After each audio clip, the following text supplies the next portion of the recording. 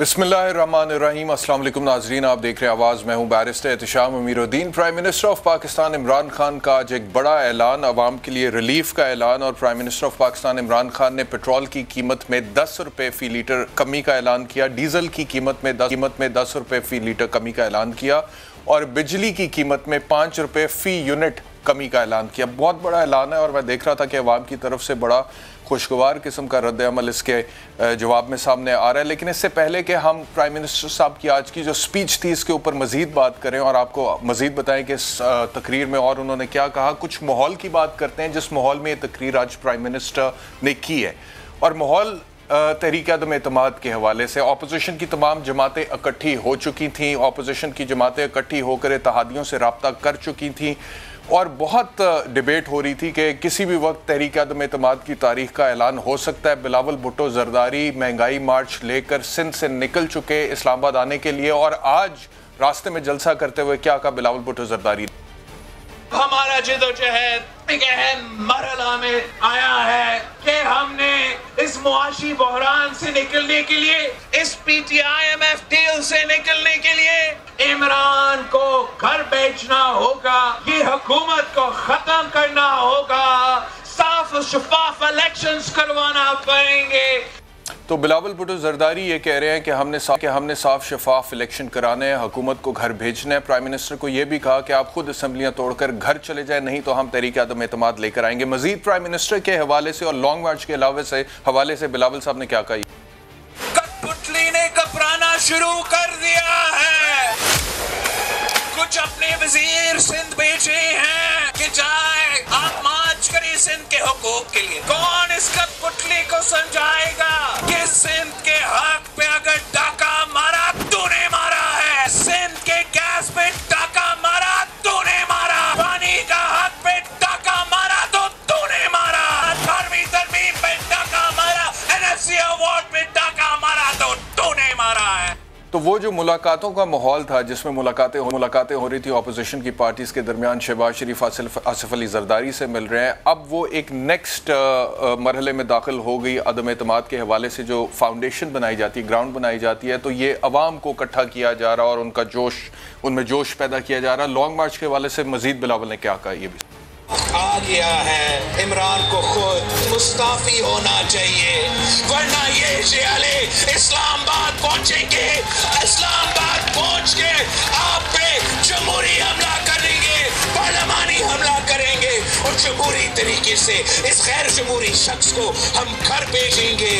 तो एक तरफ सिंध में पाकिस्तान पीपल्स पार्टी के बिलावल भुट्टो ये कह रहे थे और दूसरी तरफ पंजाब में हमजा शहबाज जो कि leader of the opposition Punjab assembly में हैं, उन्होंने क्या कहा ये भी सुनो। अब इंशाल्लाह ताला कमर कसनी है, इमरान नियाजी को जाना होगा और इंशाल्लाह ताला नवाज शरीफ को वापस लाना होगा। तो पंजाब से हमजा शहबाज ये कह रहे थे कि इमरान खान की हुकूमत को घर जाना होगा। अब इस सारी सूरत हाल में इत्तेहादियों की बड़ी इंपॉर्टेंस है और आपको पता है कि प्राइम मिनिस्टर साहब का लाहौर का दौरा भी कर रहे हैं और चौधरी बरादरान से उनके घर जाकर मिलेंगे भी। बावजूद इसके कि मुन्ना सलाई साहब ने पहले प्राइम मिनिस्टर साहब को ये कह दिया था कि आप एक दफ़ा पाकिस्तान तहरीक इंसाफ को कह दें डट के घबराना नहीं है, लेकिन उसके बावजूद फिर दोबारा मुलाकातें हुई अपोजिशन जमातों की और इत्तेहादियों की, पाकिस्तान काफ की, और फिर मुन्ना सलाई साहब बिलावल हाउस लाहौर भी चले गए, वहाँ पर जाए। तो प्राइम मिनिस्टर साहब को अब ज़रूरत पड़ गई है कि वो खुद चलकर चौधरी बरादरान के पास जाएँ और उनका एतमाद दोबारा हासिल करें, इससे पहले कि वो तहरीक अदम एतमाद का हिस्सा बन जाएँ। तो एक तरफ तो काफ लीग, दूसरी तरफ MQM। माहौल में आपको बता रहा हूँ, MQM के खालिद मकबूल ने हुकूमत के हवाले से हाल ही में क्या कहा ये भी सुनो। हुकूमत अपने मामलात के हवाले से गाफिल नज़र आएगी, तो हम ये नहीं कह रहे हम किस तरफ खड़े होंगे, बहरहाल हमारे ऑप्शंस इस वक्त खुले हुए। तो ये इत्तेहादियों की तरफ से भी पैगाम आ रहा था कि ऑप्शंस हमारे पास खुली हैं। अब इसको काउंटर करने के लिए दो स्ट्रेटजीज बनाई पाकिस्तान तहरीक इंसाफ ने। पहली तो ये कि जो अवाम के पास जा रही अपोजिशन पार्टीज, पाकिस्तान तहरीक इंसाफ ने फैसला किया कि हम भी अवाम के पास जाएंगे और सिंध में सिंध हुकूक रैली का इनकाद किया। शाह महमूद कुरैशी साहब ने वहाँ पर और मुख्तलिफ वज़रा ने वहाँ पर अवाम से जाकर मिले, जलसे करना शुरू कर दिए। दूसरी तरफ दूसरा जो हिस्सा था स्ट्रेटजी का वो प्राइम मिनिस्टर साहब का आज का खिताब था। लेकिन इससे पहले कि हम खिताब पे आए, शाह महमूद कुरैशी सिंध में इस वक्त फॉरेन मिनिस्टर हैं और सिंध में वो अवाम से डायरेक्टली इंटरेक्ट कर रहे हैं, क्या कह रहे हैं सुन। उनको कहता हूँ सिंध हुकूमत वालों को, वो जब हम खैबर पख्तूनख्वा में शुरू हुए थे ना, वो कहते थे लिटिल लिटिल है। फिर हम पंजाब में गए तो लिटिल लिटिल थे, फिर हम आज़ाद कश्मीर में गए तो लिटिल लिटिल थे, फिर हम गिलगित बल्तिस्तान में गए तो लिटिल लिटिल थे, आज हम सिंध में आए तो लिटिल लिटिल हैं। जवाब मेरा आप क्या? मजीद शाह महमूद कुरैशी ने पीपल्स पार्टी के हवाले से क्या कहा? सुनिए। हमसे 3.5 साल का हिसाब ले लो तो फिर मैं आज सिंध की धरती में बिलावल तुमसे 15 साल का हिसाब मांगने आया हूँ। मैं आपसे पूछने आया हूँ बिलावल बेटा, आप 3 साल का हिसाब मांगते हैं, हम देने के लिए तैयार हैं, भागेंगे नहीं। क्या तुम भी 15 साल का हिसाब देने के लिए तैयार हो? तो ये जो सियासी दर्जा हरारत बढ़ा हुआ था, एक तरफ ऑपोजिशन से मिलते हुए इत्तेहादी, दूसरी तरफ हुकूमत अवाम के पास जा रही है, उनका एतमाद जीतने की कोशिश कर रही है। सारी सूरत हाल में प्राइम मिनिस्टर ने आज तकरीर की और बड़ी अहम तकरीर की और अवाम को बराह रास्त एतमाद में लेने की कोशिश की, ऐलान करके कि पेट्रोल और डीजल की कीमतों में 10 रुपये फ़ी लीटर कमी का मैं ऐलान कर रहा हूँ और बिजली की कीमत में 5 रुपये फ़ी यूनिट कमी का ऐलान कर रहा हूँ। जो सबसे बड़ा मसला इस वक्त वो है तेल का, पेट्रोल और डीजल का। हमें बाहर से इंपोर्ट करना पड़ता है, तेल ऊपर चला जाए, हम उसके बाद क्या करें? इस वक्त भी पाकिस्तान दुनिया के 190 मुल्कों में से 25वें नंबर पे है, जिधर अभी भी हमारा तेल और पेट्रोल और डीजल सबसे कम बिक रहा है। तो मैं आज आपके सामने बड़ी खुशखबरी सुनाना चाहता हूँ कि बजाय 10 रुपये बढ़ाने के, हमने फैसला किया है कि 10 रुपये पेट्रोल और डीजल को आज हम कम कर रहे हैं। और बिजली के हवाले से जो ऐलान किया वज़ीर आज़म साहब ने, वो भी सुना। बिजली का अब हमने फैसला किया है कि 5 रुपये यूनिट हम बिजली कम कर रहे हैं। 5 रुपये यूनिट बिजली कम करने का मतलब कि 20% से 50% आपके बिजली के बिल कम होंगे। मुझे ज्वाइन किया अली मोहम्मद खान साहब ने पाकिस्तान तहरीक इंसाफ से। अली मोहम्मद खान साहब, बहुत शुक्रिया मुझे ज्वाइन करने के लिए। सबसे पहला सवाल तो यही है कि ये जो पॉलिटिकल टेम्परेचर हाई था और अपोजिशन की जमातें मिल रही थी एक दूसरे से, इत्तेहादियों के बयानात सामने आ रहे थे कि हमारे पास भी ऑप्शंस हैं, और फिर काफ लीग जिस तरह से, हमें तो लग रहा है कभी इधर कभी उधर, काफ लीग जिस तरह से बयानात दे रही है और जिस तरह से मीडिया के सामने उनके स्टेटमेंट्स आ रहे हैं, तो इस सारी सिचुएशन को डिफ्यूज़ करने के लिए बराह रास्त अवाम की अदालत में गए हैं प्राइम मिनिस्टर साहब और अवाम को रिलीफ दिया है ताकि अवाम प्राइम मिनिस्टर का साथ दें। और मैं देख रहा हूं कि अवाम के अंदर एक फील गुड फैक्टर आया भी है इस ऐलान के बाद। Is that correct? बिस्मिल्लाहिर्रहमानिर्रहीम, अल्लाहुम्मा सल्लि व सल्लिम मुबारक अला सय्यिदिना मुहम्मद रसूलुल्लाह खातमुन नबिय्यीन सल्लल्लाहु अलैहि व आलिहि व अस्हाबिहि वसल्लम। बहुत शुक्रिया बैरिस्टर साहब। पूरी कौम को मेरी तरफ से भी बहुत बहुत मुबारक। जिस तरीके से एक मुश्किल हालात में इमरान खान साहब ने, वज़ीर आज़म साहब ने ये बहुत एक बड़ा फ़ैसला किया है कि दुनिया में तेल की प्राइसेस बढ़ रही हैं, ख़ासकर उन मुल्कों में जहाँ से तेल आता है, गैस आती है, वहाँ तो एक जंग की सूरत हाल है। इन हालात में जब मज़ीद महंगा होने का ख़तरा भी है और महंगी हो भी गई है, ये रिलीफ मैं समझता हूँ इसकी बहुत बड़ी रिलीफ है, क्योंकि 10 रुपये ना सिर्फ सस्ती की है बल्कि 10 रुपये के इजाफे की समरी को भी उन्होंने रिजेक्ट किया है। साथ साथ जो बिजली की नरखों में 5 रुपये पर यूनिट की कमी है और जो एहसास प्रोग्राम के तहत 2000 तक बढ़ाया है, स्टाइपेंड बढ़ाया है, जो IT सेक्टर में 100% की छूट दी गई है, मैं समझता हूँ ये बहुत बड़ा एक रिलीफ है। अवाम इसके समरात इंशाल्लाह उनको मिलेंगे। जहाँ तक इस बात का ताल्लुक है, आपने कहा कि अपोजिशन की तहरीक का या उन चीज़ों का इस पर कोई असर, तो ये तो वज़ीर आज़म साहब काफ़ी अरसे से ये प्लान भी कर रहे थे और जिस तरीके से वो रशिया गए हैं और वापस आए हैं, तो आप सब ने देख लिया है कि दुनिया में एक आदमी जो प्रेशर नहीं लेता तो शायद इमरान खान साहब ही हैं, क्योंकि उन पर बड़ा प्रेशर था इस बात का भी कि इन हालात में आप रशिया ना जाएं। वो गए हैं क्योंकि एक बहुत बड़ा फैसला था और रूस जाने के इस फैसले के फ़वाइद इंशाल्लाह मुस्तक़बिल करीब और बईद दोनों में लोगों को मिलेंगे। बहरहाल it was a good day for the people of Pakistan, so उन सबको बहुत बहुत मुबारक हो जी। अच्छा अली मोहम्मद खान साहब, मुबारक तो ठीक है, और वाकई में 10 रुपये एकदम कीमत कम की उन्होंने, बावजूद इसके कि मैं देख रहा था कि जब $93 फ़ी बैरल की कीमत थी तेल की इंटरनेशनल मार्केट में, तो हम 160 रुपये फ़ी लीटर पे पेट्रोल ले रहे थे, और जब इस वक्त $97 फ़ी बैरल पे है तो 10 रुपये कमी का ऐलान कर दिया है। जनवरी फरवरी में अगर 2 महीने का मैं डेटा निकालूं तो 19.4 रुपये फ़ी लीटर कीमत बढ़ाई है गवर्नमेंट ने, और अब 10 रुपये कम, यानी कि पिछले 2 महीनों में तकरीबन 20 रुपये बढ़ा के अब 10 रुपये कम कर दिए। तो वो तो चले अपनी जगह पे है, लेकिन सवाल मेरा ये है कि ये जो पेट्रोल की कीमत में कमी का ऐलान हुआ है, इसका इम्पैक्ट बाकी जगहों पे भी आएगा? वो आम आवाम के लिए मिसाल के तौर पे किरायों में कमी होगी, या बाकी जो ज़रूरी अशाए खुर्दनोश जिनका पाला पड़ता है हर पाकिस्तानी का, लेकिन गरीब आदमी के लिए ज़्यादा मुश्किल हो जाता है ऑफ कोर्स, तो वो इफ़ेक्ट आएगा, उस पर असर आएगा इसका? या ये सिर्फ तरीके आदम एतमाद से बचने के लिए बैरिस्टर साहब एक टैक्टिक है जो बैरिस्टर साहब आना तो चाहिए, लेकिन हमारे मुल्क में एक ट्रेंड है कि किसी चीज़ का किराया जब एक दफ़ा बढ़ जाता है तो आप अगर कीमत कम भी कर दें तो आसानी से वो कम करते नहीं हैं। ये हमारी कौम का एक अलमिया भी है कि हम बदकिस्मती से, सब नहीं लेकिन कुछ हम में ज़ख़ीरा अंदोज़ भी हैं, कुछ ग्राफ फरोश भी हैं। वहाँ फिर आपका एडमिनिस्ट्रेटिव जो आम है हुकूमत का, वो डिपेंड करता है कि अगर आपने तगड़ा हाथ रखा है तो वो जो रिलीफ ऊपर से वज़ीर आज़म साहब दे रहे हैं वो नीचे टेल एंड पे आम आवाम को भी मिले। उसमें मैजिस्ट्रेसी के निज़ाम की, डिप्टी कमिश्नरी के निज़ाम की, मिनिस्टर साहिबान की, जो जिनके मुतल्लिका मिनिस्ट्री हैं उनकी एडमिनिस्ट्रेशन का, उसमें एक बहुत बहुत बड़ा रोल है और उसमें पुलिसिंग का भी रोल है। तो यहाँ पे अब ये है कि जो वज़ीर आज़म साहब ने तो बड़ा स्टेप ले लिया, अब उसको ट्रिकल डाउन करना है अवाम तक। उसमें वज़राए आला का भी बड़ा रोल है, ख़ासकर जहाँ हमारी हुकूमत है पंजाब और खैबर पख्तूनख्वा प्लस जो बलोचिस्तान में हमारे एलाइज हैं, तो उसमें वज़राए आला का भी रोल बनेगा और डिस्ट्रिक्ट एडमिनिस्ट्रेशन का भी, कि इस रिलीफ को अब आवाम तक हम नीचे पहुँचाएँ, ताकि जो कीमतें अब बड़ी थी, किराए बड़े थे पेट्रोल महंगा होने से, अब अगर हमने उसको डायरेक्टली 10 रुपये कम कर दिया है तो उसका अब किराया कम होना और ये चीज़ें, तो इसमें मेरे ख्याल में हमारी हुकूमत का रोल होगा एडमिनिस्ट्रेशन में, और वो कम होना चाहिए। ये भी बताएगा कि बिजली के नर्ख में जो उन्होंने 5 रुपए कमी का ऐलान किया है, लेकिन ये आज ही की खबर थी कि नेपरा ने मंजूरी दी है कि जनवरी 1 माह के लिए बिजली 5 रुपए 94 पैसे फी यूनिट महंगे करने की मंजूरी दे दी, यानी कि फ्यूल प्राइस एडजस्टमेंट में। तो तकरीबन हर महीने या हर दूसरे महीने नेपरा की तरफ से फ्यूल प्राइस एडजस्टमेंट की मद में इजाफी पैसे चार्ज किए जाते हैं सार्फिन से। और ये जो ऐलान हुआ है 5 रुपए 94 पैसे फी यूनिट महंगी करने का जनवरी के हवाले से, 58 अरब रुपए का बोझ पड़ेगा अवाम के ऊपर इस फैसले से।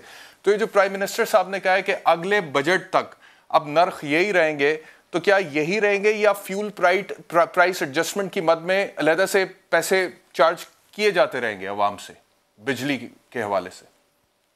देखिए उस पर बड़ा टेक्निकल, बड़ा आपने टू द पॉइंट सवाल किया है। उस पर तो मेरे ख्याल में Hammad would be in a better position. Hammad साहब जो हमारे मिनिस्टर हैं, दो चीज़ें इसमें है। Fuel price adjustment is something very different from हमारी जो मेन आपका जो प्राइसिंग मैकेनिज्म है, जो आपका मंथली जो बिल आता है। फ्यूल प्राइस एडजस्टमेंट तो पिछले बिल हैं जो हमने पे करने थे लेकिन उस वक्त नहीं हो सके थे और आपको अब वो पे करने हैं। लेकिन ये जो पर यूनिट की कमी है वो तो तमाम पाकिस्तानियों के लिए है और सबको इसका रिलीफ मिलेगा। जहाँ तक मेरा ख्याल है फ्यूल प्राइस एडजस्टमेंट जो है उससे डिफरेंट है, लेकिन मेरे ख्याल में चूंकि ये फील्ड नहीं है तो हमाद साहब would be in the better position के क्या इसके साथ वो भी कम होगा। मेरे ख्याल में शायद वो अपनी जगह पे रहेगा। एक तरफ अवाम को रिलीफ दे रहे हैं, वही डिस्कशन जो हम पेट्रोल के हवाले से कर रहे हैं कि उसका ट्रिकल डाउन इफेक्ट गरीब आदमी तक पहुंचेगा, किराए कम होंगे, सब्जी पेट्रोल की कीमत कम होने से सब्जी, आटा, दाल, चावल, इन कीमतों में फर्क पड़ेगा। सेम यहीं पे डिबेट है कि प्राइम मिनिस्टर साहब ने 5 रुपए फी यूनिट कमी का ऐलान कर दिया है। अब ये ना हो कि हमाद अजहर साहब हर महीने या हर दूसरे महीने फ्यूल प्राइस एडजस्टमेंट की मद में 5 रुपए 6 रुपए 7 रुपए जो है वो चार्ज करने का ऐलान करते रहे अलहदा से। वो फिर रिलीफ तो नहीं रहेगा ना अवाम के लिए। मेरे ख्याल में जो बैरिस्टर साहब, जो हम तो कलेक्टिव बात करेंगे ना जी, कि अगर वज़ीर आज़म साहब ने ये उनकी तरफ से ये आया है कि मज़ीद इसमें इंक्रीज़ नहीं होगी, तो आपका जो पर यूनिट है उसमें तो इंक्रीज़ ज़ाहिर है वो नहीं होगी। लेकिन जो फ्यूल प्राइस एडजस्टमेंट है वो एक डिफरेंट कैटेगरी है, एक डिफरेंट चीज़ है। उसको देखना होगा कि उसका जो है असर इन चीज़ों पे कितना पड़ेगा। लेकिन चूंकि कैटेगरीज डिफरेंट हैं तो उसको शायद डिफरेंट ही देखना पड़े। ये ना होना सजी दिखा के खबी मारे हैं अवाम को, यानी कि यहाँ पे कहें कि फ़ी यूनिट 5 रुपए कम हो गया लेकिन फ्यूल प्राइस एडजस्टमेंट की मद में ज़्यादा पैसे चार्ज करना शुरू कर दें। तो ये मेरा कंसर्न था, लेकिन कभी हमाद अजहर साहब से मौका मिला तो ज़रूर पूछेंगे। और एनर्जी की पॉलिसी क्या है, वो जो प्राइम मिनिस्टर साहब आज कह रहे थे कि रूस में 30% तकरीबन गैस है पूरी दुनिया की, तो पाकिस्तान में भी गैस के बड़े ज़खायर हैं, लेकिन हमाद साहब के पास कोई प्लान है नहीं है, हमें नहीं पता सर। अच्छा आगे चलते हैं। अली मोहम्मद खान साहब, फेक न्यूज़ के हवाले से प्राइम मिनिस्टर साहब ने बात की। उन्होंने हवाला दिया जुल्फी बुखारी साहब का कि उन्होंने डेफेमेशन का केस लंदन में किया था और वहाँ पे उनको रिलीफ मिला, और मुराद सईद भी उन्होंने कहा कि अब बरतानिया में जाके केस करने जा रहे हैं। और उस मद में पेका 2016 में जो अभी 2022 में आप लोगों ने तरमीम की है, जिसके ऊपर पूरी मीडिया जो है बरादरी वो कहती है कि ये गलत है, ड्रकोनियन कानून है, इस्लामाबाद हाई कोर्ट भी कह रहा है, उसको प्राइम मिनिस्टर साहब ने जस्टिफाई करने की कोशिश की है। लेकिन अगर जुल्फी बुखारी साहब को देखा जाए तो जो केस उन्होंने लंदन जाके बरतानिया में किया था वो एग्जैक्टली वही था जो हम यहां पे बात कर रहे हैं। It was the case of a civil nature sir, उसमें क्रिमिनल डेफेमेशन या पीका या इस तरह की तो कोई बात ही नहीं थी।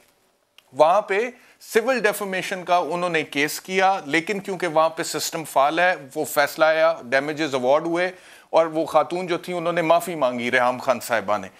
हम तो यही कह रहे हैं कि इस सिस्टम को यहां पे फाल कर दें। कवानीन तो मौजूद है, डेफेमेशन ऑर्डिनेंस मौजूद है, क्रिमिनल डेफेमेशन तो वहां पे भी नहीं है, तो वो मिसाल कोई और दे रहे हैं। It is like comparing apples with oranges, और फिर किसी और चीज को जस्टिफाई करने की कोशिश कर रहे हैं। तो ऐसा क्यों है? देखें, ये तो उस तरह के जो लोग हैं जो झूठ और बहतान तराशी करते हैं, उनको तो इंशाल्लाह लंदन से लेके तो इस्लामाबाद से लेके वाशिंगटन तक नहीं छोड़ेंगे। वहाँ भी उनको माफ़ी मांगनी पड़ी है, उनको दर दर माफ़ी मांगनी पड़ेगी। जो शरीफ लोगों की पगड़ियाँ उछालते हैं, और मैं समझता हूँ चाहे मैं हूँ, आप हो, कोई और हो, जिसने भी जो भी इस तरह के काम करता है उसको तो कोई स्पेस नहीं देनी चाहिए। लेकिन इस हकीकत से भी कोई इनकार नहीं है, आप और मैं दोनों वकील हैं, हम दोनों इस बात को जानते हैं कि पाकिस्तान में डेफेमेशन लॉ, लाइबल स्लैंडर का लॉ मौजूद है, लेकिन उसकी इंप्लीमेंटेशन जाहिर है आपको भी पता है, मुझे भी पता है कि कितने कुछ डेफेमेटरी सूट्स पाकिस्तान में जो है वो कामयाब हुए हैं। अब उसमें देखें, कानून साजी तो पार्लियामान का काम है, हम वो कर देते हैं। अब कुछ उसमें रोल जुडिशरी का भी है। अब वहां से उन्होंने उसके स्क्रूज टाइट करने हैं, क्योंकि कानून बनाना हमारा काम है। उसमें अदालत में उस पर फैसला साजी तो ना वजीर आजम कर सकते हैं और ना वजीर इत्तलाआत कर सकते हैं। लेकिन जो आपका जो पॉइंट है दूसरा कि सिविल और क्रिमिनल, आपने क्रिमिनल लाइबिलिटी की बात की है, ये एक डिबेटेबल आर्ग्यूमेंट है कि कुछ लोग ये बात करते हैं जो प्योरिटन्स हैं, जो बिल्कुल जो कन्वेंशनल लॉ की इंप्लीमेंटेशन चाहते हैं, तो वो तो ये बात करते हैं कि भाई ये सिविल लाइबिलिटी ही रखें। लेकिन जो जी मैं ये कह रहा हूं कि प्राइम मिनिस्टर साहब को जो एडवाइस दी जा रही है ना, उन्हें बताया जा रहा है जिस तरह से जिस बुनियाद पे उन्हें जस्टिफाई करने का कहा गया है कि देखें जी बरतानिया में हम एग्जैक्टली वही बात कर रहे हैं। आप कह रहे हैं ना कि इम्प्लीमेंटेशन का मसला है, हम एग्जैक्टली यही बात कर रहे हैं कि इम्प्लीमेंटेशन को दुरुस्त करें। और इसमें सिर्फ अदलिया का किरदार नहीं है, उसमें लॉ मिनिस्ट्री का भी बहुत बड़ा किरदार है। सर, लास्ट टाइम भी इसी शो में मेरी आपकी बात हो रही थी, मैं कह रहा था कि पंजाब में लॉ मिनिस्ट्री आपने काफ लीग को दी हुई है उन्हें अपना इत्तेहादी बनाने के लिए, लेकिन क्या रिफॉर्म्स लेके आए फरोग नसीम साहब, क्या रिफॉर्म? तो जिस सिस्टम की तरफ इशारा प्राइम मिनिस्टर कर रहे हैं कि देखें कितना जबरदस्त सिस्टम है, वो तो वही सिस्टम है, वही लॉ है जो यहां पर मौजूद है, सिर्फ उसकी इंप्लीमेंटेशन हम सही नहीं कर रहे। क्रिमिनल डेफेमेशन जिसको प्राइम मिनिस्टर उस सिस्टम की मिसाल देके जस्टिफाई कर रहे हैं, वो तो वहां पे भी नहीं है, वो भी उसके खिलाफ है, वो भी फ्रीडम ऑफ एक्सप्रेशन और स्पीच की बात करते हैं। अच्छा, दूसरा मैं क्यों कह रहा हूं कि प्राइम मिनिस्टर साहब को इस हवाले से, बाकी तकरीर बड़ी अच्छी थी, इमरान खान साहब आज बड़ी फॉर्म में थे, लेकिन इस हवाले से मुझे लगा कि उनको ब्रीफिंग सही नहीं दी गई। चाइल्ड पोर्नोग्राफी का उन्होंने हवाला दिया और उन्होंने कहा इस वजह से पीका 2022 की हम तरमीम लेकर आ रहे हैं, लेकिन चाइल्ड पोर्नोग्राफी का तो इससे कोई ताल्लुक ही नहीं है सर इस तरमीम से, वो तो ऑलरेडी सेक्शन 22 में है। इस तरमीम के जरिए तो आपने टेलीविजन चैनल्स के जो प्रोग्राम्स हैं या टेलीविजन चैनल्स के ऊपर पीका का इतलाक कर दिया है और 3 से 5 साल सजा कर दिया, नॉन बेलेबल कर दिया, कॉग्निजेबल कर दिया है। अगर आप ये ना भी करते तो चाइल्ड पोर्नोग्राफी का section 22 was already a part of पीका ऑर्डिनेंस 2016 और उसमें सजा 7 साल है। तो प्राइम मिनिस्टर साहब को चाइल्ड पोर्नोग्राफी का बता के किस चीज को जस्टिफाई कराया जा रहा है? देखिए, जो इसकी जो स्पिरिट है वो तो वही है कि किसी की ऑनर के साथ, किसी की इज्जत के साथ ना खेला जाए, चाहे मर्द हो चाहे औरत हो। और फेक न्यूज़ जो है वो एक बहुत बड़ी एक इंडस्ट्री अब बन गई है। जो इंफॉर्मेशन लैब, आपको याद होगा, जो पाकिस्तान के खिलाफ एक बहुत बड़ी गेम हिंदुस्तान ने खेली थी, जो फिर अल्लाह के करम से वो डिसआर्म हुई और उसका भांडा फूट गया। तो ये एक देखें, थोड़ा सा हमें इसको देखना होगा बैरिस्टर साहब के, ये जो लॉ आया था मियां साहब के दौर में आया था, PMLN के दौर में, हमने तो बनाया नहीं, हमने उसमें अमेंडमेंट्स की हैं। तो दो बातें सामने रख के फिर आप जो भी बात करेंगे मैं उसका जवाब दूंगा। एक बात तो ये है कि ऑर्डिनेंस है, लेकिन लॉ तब बनेगा जब पार्लियामान की कसौटी से निकलेगा। तो पार्लियामान में अपोजिशन भी मौजूद है और जो हमारी पार्लियामेंट्री कमेटीज़ हैं, स्टैंडिंग कमेटी, सेनेट की कायमा कमेटी और कौमी असम्बली की जो इंफॉर्मेशन की है, वहाँ हमारे जो ग्रुप्स हैं इंफॉर्मेशन के, जो मुख्तलिफ मीडिया चैनल्स के हैं, वर्किंग जर्नलिस्ट हैं, वो वहाँ आते हैं, उनको बुलाया भी जाता है। तो वहाँ इस चीज़ को देख लिया जाएगा कि जो लॉ समझते हैं कि उसमें अमेंडमेंट होनी है, अपोजिशन तजावीज़ तरमीम पेश करे, उसको फिर देख लिया जाएगा। तो पार्लियामेंट से तो उसमें अगर कोई रफ एजेस हैं वो स्मूथन अप हो जाएंगे। लेकिन दूसरी बात यह है कि इसमें थोड़ा सा हमें फर्क करना होगा कि मैंने अगर कोई बात कर दी जिससे आपको डेफेमेशन सूट मेरे पे खुदा ना खास्ता करते हैं, मैंने कोई खुदा ना खास्ता ऐसी बात कर दी, वो एक अलग एस्पेक्ट है। लेकिन माजी करीब में आपने ये देखा होगा कि जो इलेक्ट्रॉनिक मीडिया है, सोशल मीडिया में बाकायदा ट्रेंड्स चलाए जाते हैं। सियासी तो चलते ही हैं लेकिन मुल्क के खिलाफ चलते हैं और बाकायदा ऐसे ट्रेंड्स चलते हैं जिसमें आप इलाके की बुनियाद पे या नस्ल की बुनियाद पे पख्तून पंजाबी या शिया सुन्नी इस तरह की चीजें चलाई जाती हैं। ये वाली जो अमेंडमेंट है उसके बारे में नहीं है, तो आपने कुछ ना कुछ स्टेप्स लेने होंगे। जी, मैं यही तो आपसे कह रहा हूं कि ये जो अमेंडमेंट हुई है ये चाइल्ड पोर्नोग्राफी के बारे में नहीं है, ये इस बारे में नहीं है जो कि आप फरमा रहे हैं। ये तो सिर्फ ये है कि इलेक्ट्रॉनिक मीडिया के ऊपर आपने पीका का इतलाक कर दिया और आपने कहा है कि अब इलेक्ट्रॉनिक मीडिया के ऊपर भी सेक्शन 20 पीका का इतलाक होगा और अब सजा 3 साल नहीं 5 साल होगी। अब बेलेबल नहीं नॉन बेलेबल ऑफेंस होगा, अब नॉन कॉग्निजेबल नहीं कॉग्निजेबल ऑफेंस होगा, यानी कि इस पे वारंट के बगैर गिरफ्तार कर सकते हैं। तो यानी कि जिस चीज का इतलाक होना ही नहीं चाहिए था इलेक्ट्रॉनिक मीडिया पे, क्योंकि इलेक्ट्रॉनिक मीडिया को ऑलरेडी आप पेमरा के थ्रू रेगुलेट कर रहे हैं और अच्छा रेगुलेट कर रहे हैं। आप लोग हमें जब नोटिफिकेशंस भेजते हैं कि ये हसास मालूमात हैं, ये ऐसे है, इसको इस तरह से डील करना चाहिए, उसके मुताबिक सारे चैनल चलते हैं। लेकिन ये जो आपने तलवार लटकाई है और उसमें आप जस्टिफाई कर रहे हैं सोशल मीडिया या चाइल्ड पोर्नोग्राफी या बरतानिया की मिसालें देखिए, वो सारी मिसालें इररेलेवेंट है। मेरा पॉइंट सिर्फ इतना है। और अटॉर्नी जनरल ने भी इस हवाले से बात की, इस्लामाबाद हाई कोर्ट ने भी इस हवाले से बात की, लेकिन प्राइम मिनिस्टर साहब अभी तक टस से मस नहीं हो रहे इस हवाले से, क्योंकि उन्हें लगता है कि फेक न्यूज को रोकने का शायद यही तरीका है, जबकि यह तरीका है नहीं फेक न्यूज को रोकने का। नहीं, आपने अच्छा इसमें आर्गुमेंट जो है वो बिल्ड किया है, लेकिन मैं इसमें ये नुक्ता सामने रखूंगा कि जो इस्लामाबाद हाई कोर्ट है ऑलरेडी अंडर उनकी गेज भी है, यानी कि सब जुडिस, तो वो उसको देख भी रहे हैं। मैं ये जरूर कहना चाहूंगा कि नेचुरल जस्टिस के खिलाफ कोई चीज नहीं बनाई जाएगी। एक लॉ बना है, ऑर्डिनेंस बना है, this is not the ultimate law. अगर उसमें कोई कमी है, कमी पेशी है तो उसको ठीक किया जाए, लेकिन इस बात से इनकार नहीं है कि फेक न्यूज एक बहुत बड़ी इंडस्ट्री है जो मुल्क की सलामती के खिलाफ भी यूज होती है। इज्जत किसी शख्स की उछालना वो तो एक अलग एस्पेक्ट है, लेकिन मुल्क की सलामती के खिलाफ भी, जैसे माजी में बड़े बड़े फेक न्यूज पाकिस्तान के खिलाफ जो है वो चले हैं, कश्मीर के हवाले से या हमारे मुख्तलिफ और इशूज के, हमारे न्यूक्लियर के हवाले से चले हैं, हमारे फॉरेन अफेयर्स के हवाले से चले हैं। और ये अगर आप उसके ताने बाने देखें तो उसके डांडे फिर हिंदुस्तान में जाके मिलते हैं। तो कुछ उसमें हम हमारे प्राइम मिनिस्टर ने अपनी स्पीच में ऐसा कोई हवाला नहीं दिया। आप इनोसेंट एजेंट के तौर पे यूज भी हो जाते हैं। प्राइवेसी की बात की और वजीर आजम के अपने घर की, बहुत शुक्रिया अली मोहम्मद खान साहब हमें जो, लेकिन जो हवाले आप दे रहे हैं प्राइम मिनिस्टर साहब ने ऐसा कोई हवाला नहीं दिया और उन्होंने अपनी प्राइवेसी के हवाले से बात की, अपनी घर की बात की और उन्होंने कहा कि अगर वजीर आजम महफूज नहीं है तो बाकी लोगों का क्या होगा। तो वो जो तहफ़्फ़ुज़ फराहम करना है वो डेफमेशन के कानून ने फराहम करना है, अगर वो कानून फाल हो जाए। तो अगर वो कानून फाल नहीं होगा, आप उसके 10 कानून बना लेंगे और वो भी फाल नहीं होंगे, चाहे जितने मर्जी सख्त कवानीन बना दें, लेकिन उनकी इंप्लीमेंटेशन नहीं होगी, सिस्टम जो है वो काम नहीं करेगा, तो फिर कवानीन का तो कोई फायदा नहीं है ना, वो तो सिर्फ कागज का एक टुकड़ा है। फिर तो उस कानून को फाल कर दें और उस सोसाइटी जिसका आप हवाला दे रहे हैं जुल्फी बुखारी साहब के केस के हवाले से भी, वहां पे भी यही कानून है जिसके बारे में मैं कह रहा हूं काफी अरसे से प्रोग्राम में कि सिविल डेफेमेशन होती है पूरी दुनिया में, मुअज़्ज़ब दुनिया में, मीडिया के खिलाफ, फेक न्यूज के खिलाफ, उसको आप फाल करें। तो वो प्राइम मिनिस्टर साहब ने भी आज वही बात की, लेकिन वो बात करके जस्टिफाई कुछ और कर रहे थे। एक ब्रेक लेते हैं, ब्रेक के बाद वापस आएंगे तो मईशत के हवाले से बात करेंगे और प्राइम मिनिस्टर साहब ने जो कुछ ऐलानात मजीद किए हैं उसके हवाले से बात करेंगे आफ्टर द ब्रेक।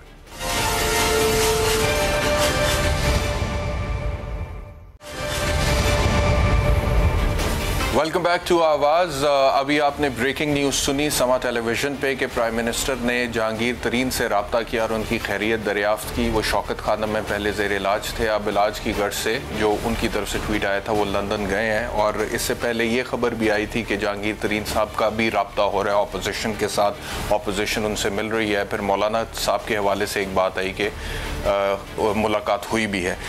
लेकिन ये जो प्राइम मिनिस्टर साहब आज फाल हुए हैं, ये अब लग रहा है कि प्राइम मिनिस्टर ने भी बड़ा सीरियसली लिया अदम एतमाद के हवाले से, क्योंकि वो लाहौर भी आ रहे हैं चौधरी बरादरान से मुलाकात करने के लिए, वो अवाम को भी एतमाद में ले रहे हैं पेट्रोल डीजल और बिजली की कीमतों में कमी का ऐलान करके, और वो जहांगीर तरीन से भी मिल रहे हैं, बात कर रहे हैं, जो कि उनके देरीना साथी थे लेकिन अब कुछ अर्से से नाराजगी चल रही थी। अब बात करते हैं थोड़ी सी इकॉनमी की।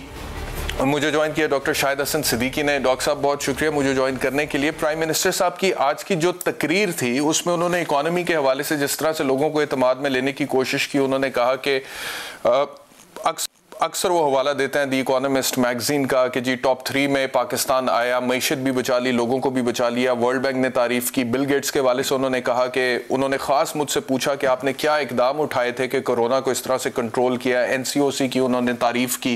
पोलियो का कोई केस पाकिस्तान में नहीं आया, उसकी तारीफ की। एहसास प्रोग्राम के हवाले से, क्लाइमेट चेंज के हवाले से उन्होंने कहा कि प्राइम मिनिस्टर जो बरतानिया के हैं उन्होंने पाकिस्तान की तारीफ की थी, और पिछले अदवार हुकूमत में आप देखें कि किसी ने कभी इन लोगों की तारीफ की थी नहीं की थी। फिर ग्रोथ रेट के हवाले से उन्होंने कहा कि नून लीग के दौर में 5वें साल में उनका जो इकोनॉमिक ग्रोथ रेट था वो 5.6% पर गया था, और हमारे तीसरे साल में कोरोना के बावजूद वर्ल्ड बैंक कह रहा है कि 5.6% के करीब ग्रोथ रेट है। Record remittances, record exports, record tax collection, record wheat production, record चावल की प्रोडक्शन, रिकॉर्ड गन्ने और मकई की production, record textile export, record कर्जा दिया गया प्राइवेट सेक्टर को। तो एक इकोनॉमिस्ट की हैसियत से कितने कन्विंस्ड हैं आप प्राइम मिनिस्टर साहब के इन दलाइल से? बहुत शुक्रिया आपका। मैं ये अर्ज कर लूँगा कि जो स्टेट बैंक के आदाद शुमार हैं, जो मिनिस्ट्री ऑफ फाइनेंस के आदाद शुमार हैं, जो IMF के आदाद शुमार हैं, उससे ये वज़ीर आज़म के दावे मुताबिकत नहीं रखते। नंबर 1, ये बात बिल्कुल हकीकत है कि अभी जो हमारा जुलाई से अगर हम जनवरी तक देखें 2022 तक, तिजारती खसारा पाकिस्तान की तारीख का सबसे ज़्यादा, पाकिस्तान की इंपोर्ट्स तारीख में सबसे ज़्यादा, मिड मई 2021 से जनवरी 2022 तक रुपए की कदर में कमी पाकिस्तान की तारीख में सबसे ज़्यादा। 3.5 साल का जो इनका हुकूमत का दौर गुजरा है, इसमें जो बैरूनी कर्जे बढ़े हैं वो पाकिस्तान की तारीख में सबसे ज़्यादा। फॉरेन डायरेक्ट इन्वेस्टमेंट और टोटल फॉरेन इन्वेस्टमेंट, बाहर से जो टोटल इन्वेस्टमेंट आया, जो 2018 में आया था माली साल में, 2019 में उससे कमाया, 2020 में उससे कमाया, 2021 में उससे कमाया, और 2022 में उससे कम आता नज़र आ रहा है। टैक्सों की वसूली के जो उन्होंने दावे किए हैं, बदकिस्मती से हुकूमत, मिनिस्ट्री ऑफ फाइनेंस और स्टेट बैंक की रिपोर्टें उसको तस्लीम नहीं करती। जो हकीकत है वो ये है कि टैक्स और GDP का तनासुब गिरा है।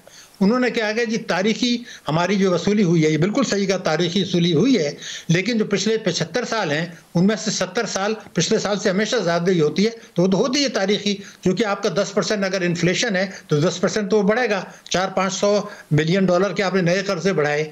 मैं ये कह सकता हूँ कि 2003 से अब तक हर 5 साल के बाद हमारे FBRs के रेवेन्यू दुगने हुए हैं।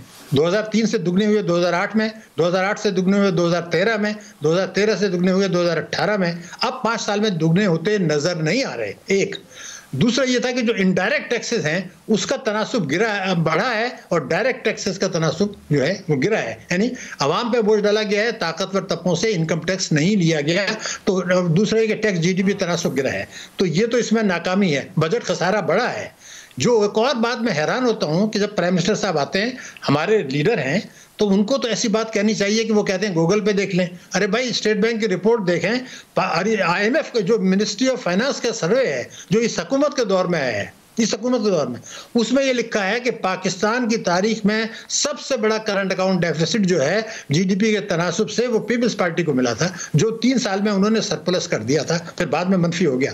इस हुकूमत के दौर में मिला है इनको 6.2%। डॉक्टर साहब जी, डॉक्टर साहब मुझे ये बताइएगा कि वैसे तो ये जो ऐलानात हैं प्राइम मिनिस्टर साहब के कि IT सेक्टर को 100% हम टैक्स छूट दे रहे हैं, फिर सेहत कार्ड का भी वो बहुत प्राइड लेते हैं कि बहुत बड़ा हम इनकलाब लेकर आ रहे हैं। फिर ये जो 70 बिलियन की सब्सिडी वो कहते हैं कि अगर हम ना देते तो पेट्रोल की कीमत पर लीटर इस वक्त 220 रुपये होती, जो अभी 160 था, और उसमें भी 10 रुपये कमी का ऐलान करके अभी 150 पे वो चला गया। और कहते हैं कि अगले बजट तक अब कीमत यही रहेगी पेट्रोल की, डीजल की और बिजली की।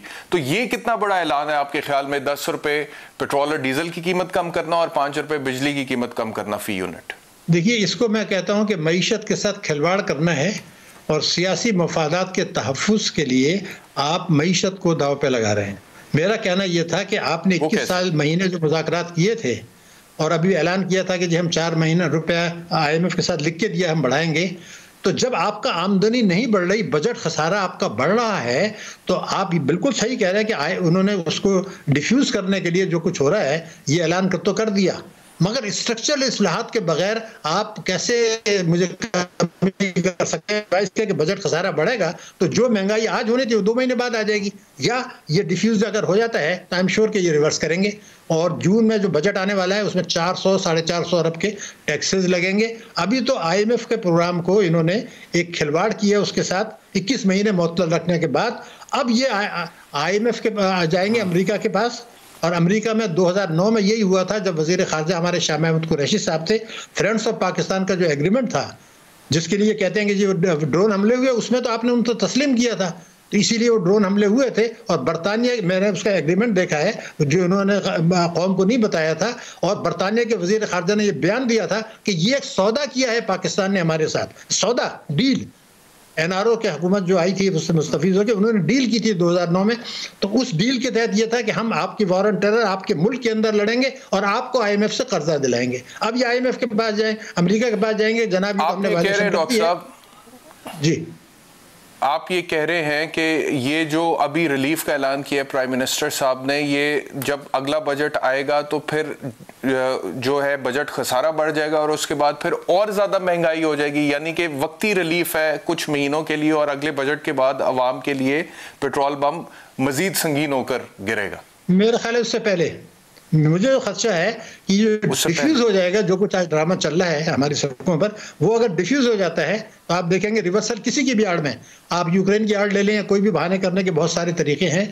लेकिन मैं ये कहना चाहता हूं कि आज की तारीख में एक आखिरी सवाल है, वक्त कम है, मैं आपकी बात काट रहा हूँ जी, वक्त कम है।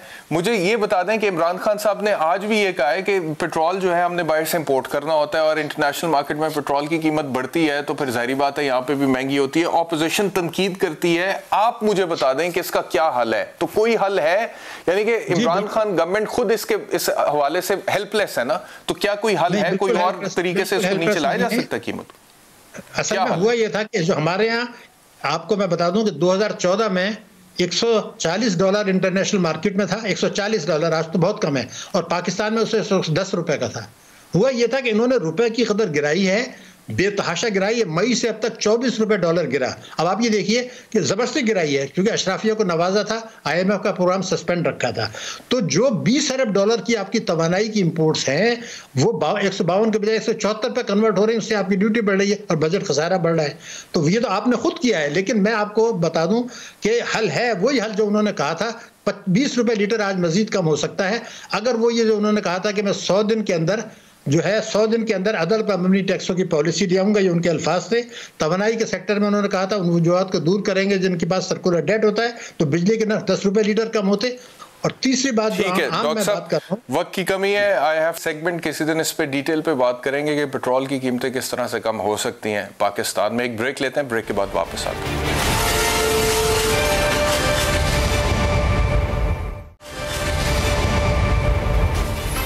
वेलकम बैक टू आवाज़। मुझे ज्वाइन किया पाकिस्तान मुस्लिम लीग नवाज से सेनेटर आसिफ करमानी ने। करमानी साहब बहुत शुक्रिया मुझे ज्वाइन करने के लिए। प्राइम मिनिस्टर साहब का आज का ऐलान, पेट्रोल, डीजल और बिजली की कीमतों में कमी, एक तरफ तो अदम एतमाद के हवाले से पाकिस्तान तहरीक इंसाफ हमने देखा है फाल हो रही है, दीगर जगहों पे भी, जैसे सिंध में इस वक्त पाकिस्तान पीपल्स पार्टी का जो डोमेन है वहाँ पे वज़रा जा चुके हैं और वो बाकायदा तौर पे मार्च कर रहे हैं, जलसे कर रहे हैं।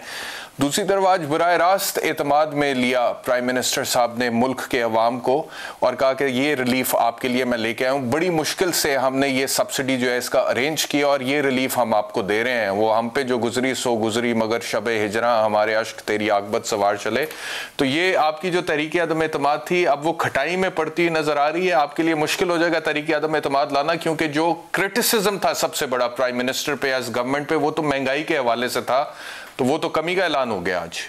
आसिफ साहब। बिस्मिल्लाहिर्रहमानिर्रहीम। शुक्रिया बैरिस्टर साहब। गुजारिश ये है कि ये दरअसल आवाम का दबाव और अपोजिशन की महंगाई मार्च और तहरीक अदम एतमाद के दबाव का नतीजा था कि प्राइम मिनिस्टर साहब आज मजबूर हो गए, जो पिछले 3.5 साल से उन्होंने आवाम पर महंगाई का पहाड़ एक तोड़ा हुआ था।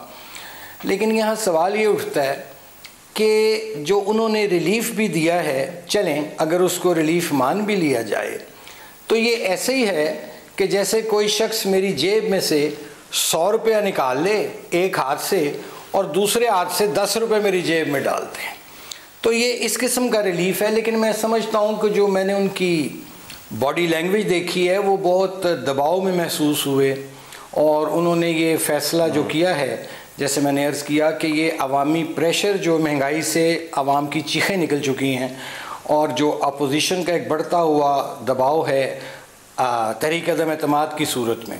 बाकी रह गई ये जो अवाम, तो बेचारे हमारे सादा लोग हैं, वो थोड़ा सा ऊँट के मुंह में ज़ीरे वाली बात है, वो खुश हो गए। लेकिन देखना ये है कि इन्होंने पिछले 3.5 साल क्यों लोगों को इतनी शदीद महंगाई से गुजारा, गुर्बत बेरोज़गारी में आवाम को जला के रख कर दिया। और फिर उन्होंने अदाद शुमार में भी कुछ, मैं समझता हूँ कि कुछ अपने ही उनका गोरख धंधा था। देखिए ना, अद्वियात की कीमतों में 400% से 600% इजाफा हुआ है। और पेट्रोल की अगर आप भी बात करें तो 96 रुपये जब बैरल था पेट्रोल PMLN के दौर में भी, तो उस वक़्त हम 82 रुपीज़ लीटर बेच रहे थे। आज भी अगर प्राइम मिनिस्टर साहब ने सब्सिडी दी है 10 रुपये पेट्रोल में और डीज़ल में और बिजली के यूनिट में 5 रुपये, तो ये बताया जाए कि क्या ये पहले नहीं दे सकते थे? ज़रूर इन्होंने ख़ुदकुशियाँ करवानी थी, लोगों के माशी हालात ख़राब से ख़राब तर करने थे, गरीब को गरीब तर करना था। मैं समझता हूँ कि ये एक वक्ती उन्होंने सहारा लिया है, लेकिन ये सस्टेन नहीं कर पाते, चूँकि ये तो IMF की जो इनके साथ मुआहदा इन्होंने किया है, क्या IMF ने इनको अलाउ किया? अगर कर दिया तो फिर ये हमसे गलत बयानी करते रहे पहले कि जी IMF जौन सी है उसकी शराइत हमें मानना पड़ेंगे इस वजह से, या लोग जो चोर थे पहले, डाकू थे, लूट कर ले गए, इस वजह से महंगाई हो रही है। तो मुझे तो ये नहीं समझ आ रही कि असल बात एवरेज आ रही है PTI की जो प्राइम मिनिस्टर साहब ने दिखाया उसमें 8.5% पे है, 8.5%। देखिए ये जो स्टैटिस्टिक्स डिपार्टमेंट की कुछ दिन पहले जो वो हर हफ्ते जारी करते हैं जो रिपोर्ट होती है, उसके मुताबिक तो वो खुद तस्लीम कर चुकी है स्टैटिस्टिक्स डिपार्टमेंट ऑफ पाकिस्तान, वो क्या सर्वे के क्या जो होता है कि वो 13.5-14% तो वो खुद मानते हैं। तो अब मुझे नहीं पता कि वो ठीक कह रहे हैं या वज़ीर आज़म साहब ठीक कह रहे हैं, इनके तो आपस में फिगर नहीं मिल रहे गवर्नमेंट के जी। नहीं, वो हफ्तावार और माहवार महंगाई कोट कर रहे होते हैं, जब 13.5% की बात कर रहे होते हैं ना जी, तो वो माहवार और हफ्तावार महंगाई कोट कर रहे होते हैं। ये 4 सालों की एवरेज बता रहे हैं प्राइम मिनिस्टर साहब। अच्छा, वो एवरेज में तो चलें जी, ऊपर नीचे कर ले, लेकिन असल जो चीज़ है कि जो एंड यूज़र है वो उसको बताया जाए कि क्या फ़ायदा पहुँचाया इन्होंने 3.5 साल में। यानी पावर्टी लाइन से लोग नीचे चले गए, लाखों की तादाद में लोग बेरोज़गार हो गए, महंगाई जौन सी है आसमान से भाई, यानी देखिए ना 160 रुपये लीटर पेट्रोल आपके ठीक हो गया बिक रहा है। पाकिस्तान इस वक्त दुनिया का, जो ये इकोनॉमिस्ट की रिपोर्ट है कि तीसरा मुल्क है अर्जेंटाइन, टर्की के बाद जो सबसे महंगा मुल्क है। तो वज़ीर-ए-आज़म साहब एक सांस में तो कहते हैं पाकिस्तान सस्ता तरीन मुल्क है और फिर महंगाई को वो एक्नॉलेज भी करते हैं। मेरा ख्याल है कि ये कोई इनके पास कोई अच्छा, वैसे बड़ा दिलचस्प है कि प्राइम मिनिस्टर साहब भी इकोनॉमिस्ट को कोट कर रहे थे और वो कह रहे थे कि टॉप 3 में आता है पाकिस्तान रैंकिंग में उन मुल्कों में जिन्होंने अपनी मईशत भी बचा ली और लोगों को भी बचा लिया है कोरोना की वेव में, और आप भी इकोनॉमिस्ट का ही हवाला दे रहे हैं। लेकिन अगर मैं आपसे पूछ सकूं, आप इकोनॉमिस्ट के कौन से जरीदे का हवाला दे रहे हैं जिसमें आप कह रहे हैं कि महंगे तरीन मुल्कों में टॉप 3 में पाकिस्तान है? ये जी मैंने पढ़ा था अखबार में, मीडिया में, और मैंने ये लिख लिया था। ये गालबन ये पिछले चंद शुमारों में से कोई है जिसमें उन्होंने ये लिखा कि ये जो 3 कैटेगरीज दी, अर्जेंटाइन, टर्की, ये आपका लोकल मीडिया में भी आया है, आपके जो उर्दू और अंग्रेज़ी के अखबारात हैं उनमें भी ये आप पिछला कोई 1 वीक में जाके देखेंगे तो आपको मिल जाएगी जी। मैंने भी वहीं से पढ़ा जी। अच्छा किरमानी साहब, अब ये बताइएगा कि ये जो माहौल था अदम एतमाद के हवाले से, मुलाकातें भी हो रही है अपोजिशन जमातों की, इत्तेहादियों से भी मिल रहे हैं आप लोग जाके, तो आज की ये जो अब ये आप जो बातें कर रहे हैं वो अपनी जगह पे, लेकिन एक अवाम में जो फील गुड फैक्टर गया है, क्या उसका असर पड़ेगा अदम एतमाद के हवाले से? और या फिर जो फैसला कर चुकी अपोजिशन और आप लोग बड़ा कॉन्फिडेंटली कह रहे हैं कि अदम एतमाद आएगी और जरूर आएगी और ये हुकूमत घर को जाएगी, तो अदम एतमाद होगा? देखिए, अदम एतमाद तो होगा और होना भी चाहिए। उसकी वजह यह है कि सिर्फ एक महंगाई ही इशू नहीं है। इस वक्त पाकिस्तान जो है वो अपना फ़ौरन बैनुल-अक़वामी तौर पर वो एक आइसोलेशन में चला गया है। आपकी देखिए, अभी रिसेंटली देख लें जो यूक्रेन और ये रशिया की जो आपस में वॉर हुई है, और चलें जी वो मैं उस दौरे पे बात नहीं करता, लेकिन आप मुझे बताइए कि आप एक ऐसे ब्लॉक में जाना चाह रहे हैं कि जिसका तो तमाम दुनिया ने जिसको सैंक्शंस लगा दिए हैं पकड़ के, आपकी एक्सपोर्ट्स का जो मेजर चंक है, बल्कि ज़्यादातर वो तो अमेरिका और यूरोप को होता है, और आपकी हाफ से ज़्यादा एक्सपोर्ट्स जो हैं, मोर देन 8 बिलियन जो हैं, वो तो जा रही हैं यूरोप को, और वीज़ावी रशिया को आपकी हार्डली 70-71 मिलियन की हैं। फिर आप उनसे गंदम भी एक्सपोर्ट करना चाह रहे हैं, और एक सैंक्शन मुल्क जिसको सैंक्शंस लग गई हैं उससे कैसे आप एक गंदम इंपोर्ट करेंगे? और आप जबकि दावा करते थे कि सुपर डुपर क्रॉप हुई है, बम्पर क्रॉप हुई है, यानी खारजा महाज पर आप फेलियर है आपका। डोमेस्टिकली पब्लिक आपसे मुतमईन नहीं है। ये तो देखें ना, एक वक्ती उन्होंने, जैसे मैंने कहा कि आपने मेरी जेब से 100 रुपया छीन के, मुझसे 100 रुपया छीन के 10 रुपए उसके मुझे वापस कर दिए। ये तो उस किस्म का अदम एतमाद के हवाले से कब तक कोई तारीख आ जाएगी ऑपोजिशन की जानिब से? मेरा ख्याल है इस पे जल्दी जी कोई जो कायदीन हैं, शहबाज साहब और फजल रहमान साहब, जरदारी साहब, ये मुशावरत का अमल जारी है उनसे, और वो सारा जब अपना थोड़ा सा जो उनका जो भी राब्ते रहते हैं या उसमें फ़ाइनल टचेस मैं कहूँगा, और उसके बाद नवाज शरीफ साहब की मुशावरत से इंशाल्लाह मुझे उम्मीद है कि इसका जल्द ऐलान होना चाहिए जी। और काफली की तरफ से कोई अब फाइनल जेस्चर क्या है? क्योंकि वो कभी इस तरफ कभी उस तरफ, तो अब फाइनल जेस्चर क्या महसूस हो रहा है? वो आपका साथ देंगे अदम एतमाद में? देखिए जी, इस वक्त बैरिस्टर साहब मोहतरम, सूरत हाल ये है कि लाइन बड़ी क्लियरली ड्रॉन हो चुकी हैं। एक तरफ में अवाम हैं और अपोजिशन उनकी आवाज़ बनी हुई है।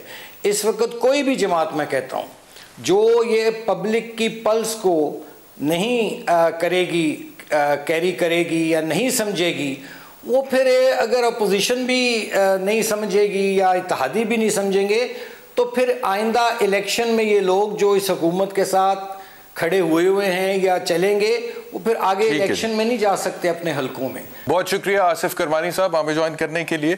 आखिर में एक स्टोरी पाकिस्तान क्रिकेट के हवाले से, आपको याद होगा कि 2009 में तो श्रीलंकन टीम जब आई थी तो दहशतगर्दी अरूज पर थी पाकिस्तान में, और श्रीलंकन टीम पर हमला भी हुआ था। उसके बाद इंटरनेशनल क्रिकेट पाकिस्तान से चली गई थी बहुत सारे सालों के लिए।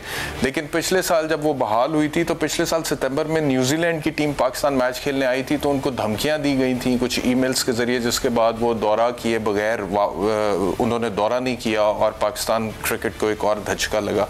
अभी ऑस्ट्रेलिया की टीम काफ़ी सालों बाद आ रही है और फिर से खबर ये आई कि ऑस्ट्रेलियन टीम के कुछ जो मेंबर्स हैं उनको धमकियां दी गई बाकायदा तौर पे, लेकिन ये है कि उसके बावजूद ये दौरा अपनी जगह पे जा रहा है और इसके ताने बाने जोड़े जा रहे हैं हिंदुस्तान के साथ कि हिंदुस्तान से कुछ ऐसे मैसेजेस भेजे गए ऑस्ट्रेलियन टीम को, उनके फैमिली मेंबर्स को कि जी आप पाकिस्तान का दौरा ना करें नहीं तो उसके बड़े संगीन नताइज निकलेंगे। तो जितनी भी कंस्पिरेसीज हैं हिंदुस्तान की पाकिस्तान क्रिकेट के खिलाफ ये सामने आ रही हैं और इंशाल्लाह आने वाले दिनों में मजीद खुल के बात करेंगे। वक्त खत्म हो गया, इंशाल्लाह कल आपसे दोबारा मुलाकात होगी। अपना ख्याल रखिए, अल्लाह हाफ़िज़।